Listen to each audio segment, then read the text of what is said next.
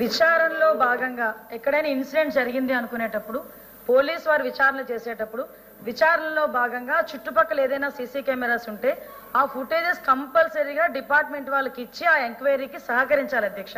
ఇది రూల్ అధ్యక్ష. అంతేగాని ఇప్పుడు మా దగ్గర జరిగింది మాకు రక్షణ ఇవ్వండి అని చెప్పి ఆ రోజు వైఎస్ఆర్సీపీ నాయకులందరూ పోలీస్ డిపార్ట్మెంట్ దగ్గరికి వెళ్ళి కంప్లైంట్ ఇచ్చారు. ఆ కంప్లైంట్ మీద మేము ఎంక్వైరీ చేస్తున్నాము, మీ దగ్గర సీసీటీవీ ఉంది కదా దాని ఫుటేజ్ ఇవ్వండి అంటే మేము ఇవ్వము అన్నారు అధ్యక్ష. కొన్ని రోజులు తర్వాతకు వచ్చేసరికి సీసీటీవీ పని చేయట్లేదు అని కూడా చెప్పారు అధ్యక్ష. నేనేమంటానంటే అధ్యక్ష, నిజంగా మీకు న్యాయం కావాలి, నిజంగా మీ నాయకుడికి రక్షణ లేదని మీరు భావిస్తే మేము జరుగుతున్న విచారణలో మీరు భాగస్వాములు అవ్వాలి, దానికి సహకరించాలి. దానికి ఇక్కడ కాదు అధ్యక్ష, ఎక్కడైనా ఏ ఇన్సిడెంట్ అయినా జరిగినప్పుడు సీన్ ఆఫ్ ఎఫెన్స్ లోకి వెళ్ళినప్పుడు first of all police department వాళ్ళు చూసేది చుట్టుపక్కల ఏమైనా కెమెరాస్ ఉన్నాయా లేదా, ఆ కెమెరాస్ లో ఏదైనా ఫుటేజ్ ఉందా లేదా, ఆ ఫుటేజ్ లో ఏమైనా దొరుకుతుందా లేదా, అది ఇమీడియట్ గా ప్రైమ్ ఆఫ్ ఎంక్వైరీలో తీసుకొని దాన్ని బట్టి వాళ్ళు ఎఫ్ఐఆర్ కూడా నోట్ చేసుకుని ఛార్జ్ షీట్ వరకు వెళ్తారు అధ్యక్ష. ఇది ప్రొసీజర్ అధ్యక్ష. దీని ఏదో డివేట్ చేసి మిమ్మల్ని ఏదో బురద చల్లడానికో మేము చేసే ప్రక్రియ కాదు. దయచేసి మీరు కూడా అర్థం చేసుకోవాలి, మీరు కూడా సహకరించాలి. నిజంగా ఆ రోజు మీరు చాలా మంది వెళ్ళి పోలీస్ కంప్లైంట్ ఇచ్చారు, ఎస్పీ కంప్లైంట్ ఇచ్చారు, ఎస్పీ డైరెక్ట్ గా ఆ రోజు ప్రెస్ మీట్ పెట్టారు. మేము ఎంక్వైరీ చేస్తున్న భాగంగా మీరు సీసీ ఫుటేజెస్ ఇవ్వండి అంటే సీసీ ఫుటేజ్ ఇవ్వలేదు. మేము దానికి ప్రత్యామ్నాయంగా మేము సీసీ ఫుటేజెస్ కూడా పెట్టుకునే పరిస్థితి కూడా వచ్చింది అధ్యక్ష. దానికి వాళ్ళ ప్రైవసీ ఏదో ఇబ్బంది పడింది అన్నట్టుగా వాళ్ళు మా తర్వాత మాట్లాడారు అధ్యక్ష. కాబట్టి ఇది కంపల్సరిగా ఎంక్వైరీలో భాగంగా సీసీ ఫుటేజెస్ ఎవరివైనా విచారణలో భాగంగా పోలీస్ డిపార్ట్మెంట్ అడిగితే ఇచ్చి తీరాల్సిందే. ఇది రూల్ అధ్యక్ష. కోవిడ్ లో ఇండస్ట్రీస్ అన్ని సిక్ అవుతే అన్ఎంప్లాయ్మెంట్ పెరుగుతున్న ఉద్దేశంతో ఆయనే దాదాపు 7,000 కోట్ల రూపాయలు 2 విడతలుగా ఇచ్చింది మనందరం కూడా చూసాం అధ్యక్ష. ఇది కేంద్ర మంత్రి భానుప్రసాద్ సింగ్ గారు స్వయంగా పార్లమెంట్ లో వెల్లడించారు అధ్యక్ష. 2021-22లో 12.29 లక్షల మందికి ఉపాధి కల్పన జరిగింది. 2022-23లో 27.27 లక్షల మందికి ఉపాధి కల్పన జరిగింది. రాష్ట్రంలో మొత్తం 6.99 లక్షల ఎంఎస్ఎంఈలు ఉంటే వాటిలో 19కి ముందు ఉన్నాయి కేవలం 1,99,000 మాత్రమే. అయితే 5,06,000 ఎంఎస్ఎంఈలు కేవలం 19-24 మధ్యకాలంలోనే ఈ రాష్ట్రంలో ఏర్పాటు చేయడం జరిగింది అధ్యక్ష. ఇవే కాకుండా రాష్ట్రంలో 5 ఏళ్లలో మొత్తం 15,635 కంపెనీలు ఆంధ్రప్రదేశ్ రాష్ట్రంలో నమోదైన అధ్యక్ష. ఇది కేంద్ర ప్రభుత్వం ఇచ్చిన నివేదిక అధ్యక్ష. మేమేమి రికార్డు చూసి మాట్లాడుతున్నాం అధ్యక్ష. ఇది ఇంకొకటి ఎంఎస్ఎంఈల్లో స్థానికులకి 75% ఉద్యోగ అవకాశాలు కల్పించాలని చెప్పి గత ప్రభుత్వం జీవో తీసుకొచ్చింది అధ్యక్ష. అది ఇప్పుడు మీరు కంటిన్యూ చేస్తున్నారా లేదా అని చెప్పి మేము ఈ సందర్భంగా మంత్రి గారిని అడుగుతా ఉన్నాం అధ్యక్ష. ఎంఎస్ఎంఈలు భారీ పరిశ్రమలు 163 ఇస్తే దగ్గర 15,565 కంపెనీలు చిన్న తరహా పరిశ్రమలు వచ్చినాయి అధ్యక్ష. ఇది దీంతో పాటుగా గడిచిన 4 ఏళ్లలో ఏపీలో కొత్తగా 18 లక్షల మంది ఐటీ రిటర్న్స్ సబ్మిట్ చేయడం జరిగింది అధ్యక్ష. ఐటీ రిటర్న్స్ లో 60% ఓన్లీ ఎంఎస్ఎంఈలే ఐటీ రిటర్న్ సబ్మిట్ చేస్తే ప్రభుత్వానికి ఆదాయం వస్తా ఉంది అధ్యక్ష. రాష్ట్ర ప్రభుత్వం చర్యలు ఉద్యమ పోర్టల్లో 6.6 లక్షల మంది ఎంఎస్ఎంఈలు రిజిస్టర్ అయిన అధ్యక్ష గత 5 ఏళ్లలో. ఇదే సమయంలో జిఎస్టీ కూడా అధ్యక్ష 4.1 లక్షల మంది రిజిస్టర్ చేసుకున్నారు అధ్యక్ష. జిఎస్టీ కూడా రిజిస్ట్రేషన్ జరిగింది అధ్యక్ష గత 4-5 ఏళ్లలో. వీటన్నిటి వల్ల ఉద్యోగ ఉపాధి అవకాశాలు లక్షల్లో వచ్చిందే కాకుండా రాష్ట్ర ప్రభుత్వానికి ఆదాయం కూడా పెరుగుతా ఉంది అధ్యక్ష. ఇది మేము మొన్న అధ్యక్ష, నేను మొన్న సభలో కూడా లాస్ట్ వీక్ మాట్లాడితే ఆ రోజు మేము ఈ పోర్టులు కానీ చిన్న తరహా పరిశ్రమలు కానీ మేమేమి ఎక్కడ ఇబ్బంది పెట్టదని చెప్తా ఉన్నాను అధ్యక్ష. నిన్న రామాయపట్నం పోర్టు ఇదిగో అధ్యక్ష, మాటకు ముందు ఒక మాట, మాటకి వెనక ఒక మాట, సాక్షి సాక్షి సాక్షి అని మాట్లాడుతున్నారు అధ్యక్ష. మేము సాక్షి పేపర్ గురించి మాట్లాడలేదు, ఆంధ్రజ్యోతి పేపర్ అధ్యక్ష. ఇది నిన్న మా కందుకూరు ఎమ్మెల్యే, మీ కూటమి ప్రభుత్వం ఎమ్మెల్యే రామాయపట్నం పోర్టు కాంట్రాక్టర్ని బెదిరించి లారీలు సీజ్ చేపించి ఇండస్ట్రీస్ అండి, చిన్న తరహా పరిశ్రమలు సార్, పరిశ్రమలా కాదా, ఇండస్ట్రీసా కాదా, ఇండస్ట్రీసా కాదా అధ్యక్ష? అధ్యక్ష నేను కానీ తప్పు మాట్లాడితే ఏమైనా సిద్ధమే అధ్యక్ష. నేను అడిగేది చిన్న తరహా పరిశ్రమలు ఎందుకు తరిమేస్తున్నారు అధ్యక్ష? అదేమో అధ్యక్ష ఇది మీరు అడిగినటువంటి 1 మినిట్ కూర్చోండి. మీరు అడిగినటువంటి ప్రశ్న ఎంఎస్ఎంఈలకు సంబంధించినటువంటి ప్రోత్సాహాల మీద విమర్శకు వెళ్ళొద్దు దయచేసి. అవును నేను చెప్పాను, నేను అడిగాను, చెప్పానండి. ఇప్పుడు చెప్పాను, మీరు అడిగిన ప్రశ్న మీరు అడిగింది ఎంఎస్ఎంఈ ప్రోత్సాహాల మీద. మంత్రి గారు ప్లీజ్ కూర్చో. మంత్రి 1 మినిట్ మంత్రి గారు మాట్లాడినవా? కూర్చో, మాట్లాడింది కానీ. అధ్యక్ష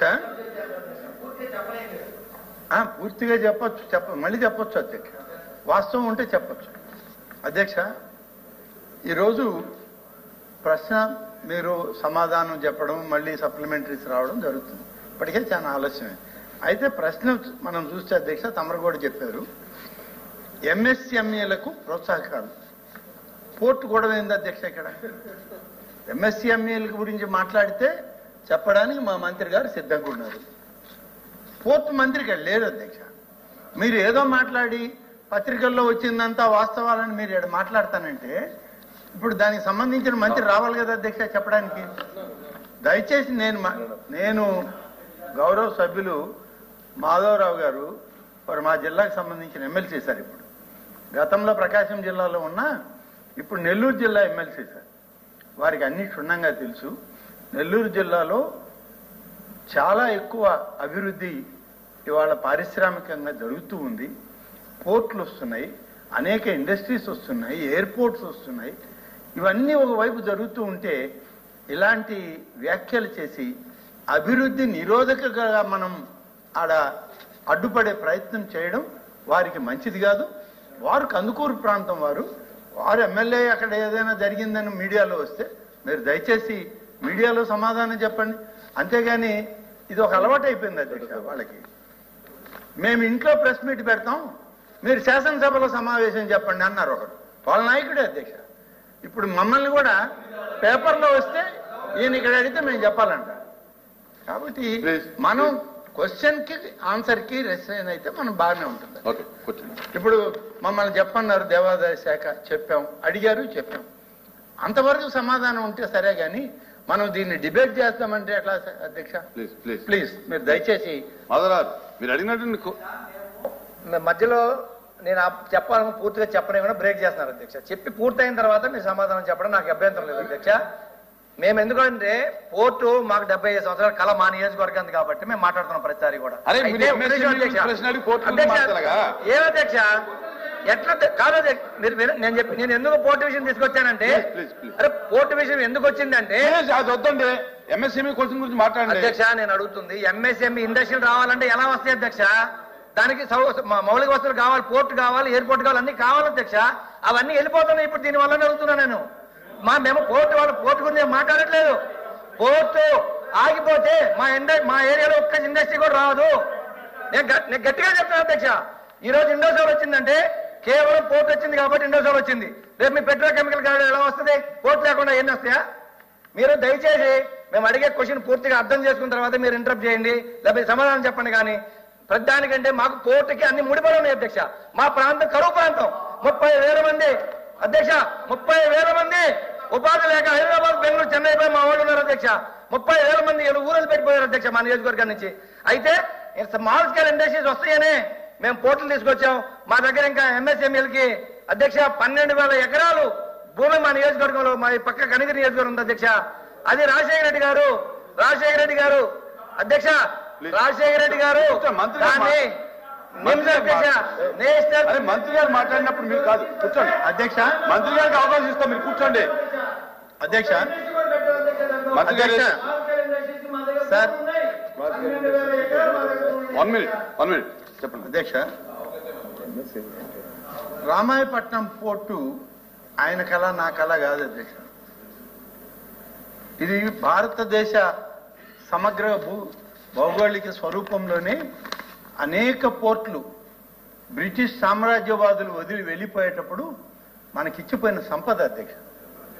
చెన్నపట్నం దగ్గర నుంచి అలాగే ఇవాళ శ్రీకాకుళం, ఒరిస్సా వరకు అనేక పోర్ట్లు వచ్చాయి అధ్యక్ష. అందులో రామాయపట్నం పోర్టు కూడా ఒకటి.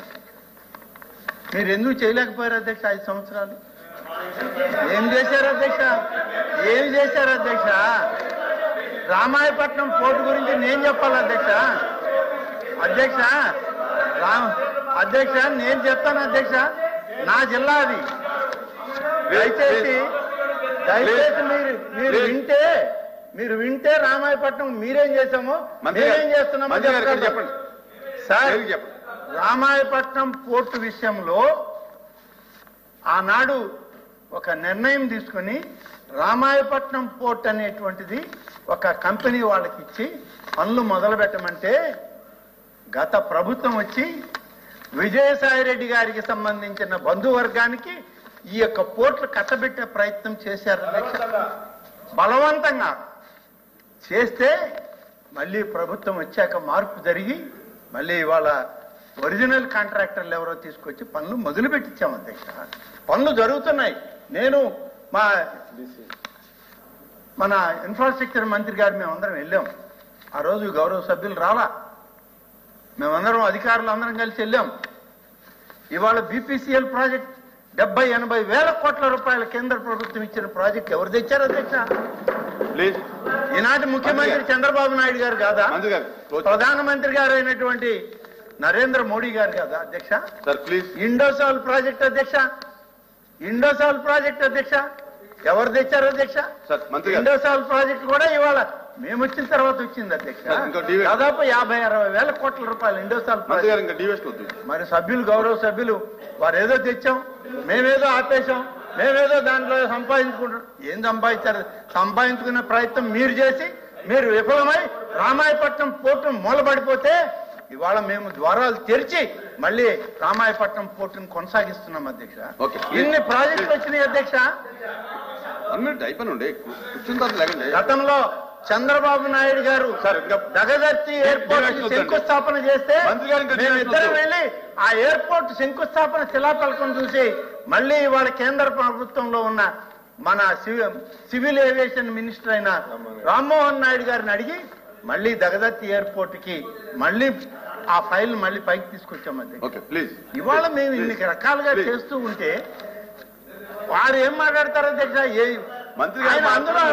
నెల్లూరు జిల్లా ఆయన నెల్లూరు జిల్లా కూర్చోమని మీరు మాట్లాడాలి. అయితే ఆయన నెల్లూరు జిల్లా ఆయన మా సభ్యులు, మా గౌరవ సభ్యులు అప్పుడప్పుడు ప్లానింగ్ బోర్డు మీటింగ్ లో కనబడి వెళ్ళిపోతుంటారు. ఆయన మామూలుగా వచ్చి రోజువారీ అభివృద్ధి కార్యక్రమాల్లో మాతో పాల్పంచుకుంటే మాకు బాగుంటది. శాసన మండలి జరిగేటప్పుడు కనబడితే ఎట్లా సరైన విధానం కాదు. ఏంటిది మాట్లాడుతున్నాడు కదా. ఆయన అడిగినటువంటి ప్రశ్న ఎంఎస్ఎంఈది. మీరు ఎంఎస్ఎంఈకి జవాబు చెప్తున్నారు మా మంత్రి గారు. చెప్పనివ్వండి, ఆయన ప్రశ్న ఆయన జవాబు చెప్తారు. మళ్ళీ ఎట్లా అడుగుతారు ఊరికే? కూర్చోండి. ఈరోజు రామాయపట్నం పోర్టు గురించి గౌరవ సభ్యులు సబ్జెక్ట్ ఎత్తారు.